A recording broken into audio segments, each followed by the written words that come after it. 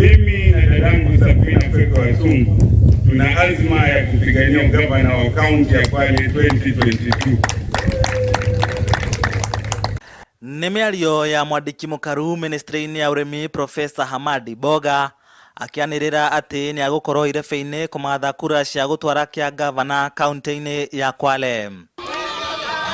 Boga ũrĩa wĩ mwahũ-inĩ wa Raila Odinga akĩnyũrũria wathani wa gavana Salim Mvurya augĩte nĩ ũremetwo kũramata ũrĩmi wa kaunti ĩno na mũno makĩria ũrĩmi wa thamaki, matunda na korosho ũrĩa kwagĩrĩire. Kwale ina uwezo wa kuzalisha samaki tani 300,000. Sasa hivi bado tuko tani 1,000. Ni hasara na ni maskini. Kwale ina nafasi ya kuzalisha korosho tani 300,000. Hivi sasa bado tunazalisha tani 1,000.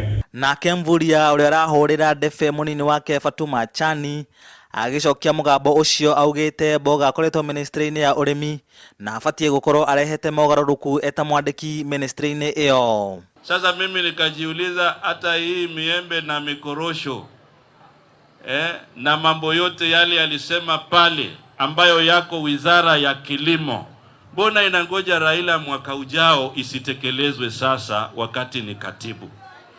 Hiyo ni hasara, si hasara?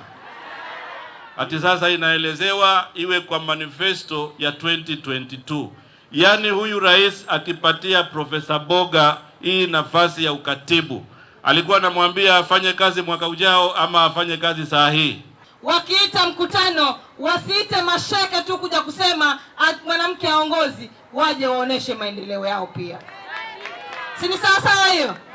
Watu wakiita unaonesha na mfano. Siasa ni ya mfano, siasa ni ya maendeleo.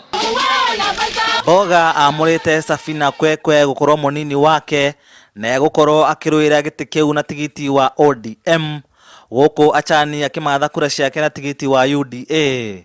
O ũrĩa gĩthurano kĩrathiĩ gĩkuhĩrĩirie, ateti no marathiĩ na mbere kwĩyumĩria kũhũranĩra itĩ mwanya mwanya. Handũ-inĩ ha Inooro TV ndĩ kaunti-inĩ ya Kwale, njĩtagwo Lawrence Ng'ang'a wa Mwangi.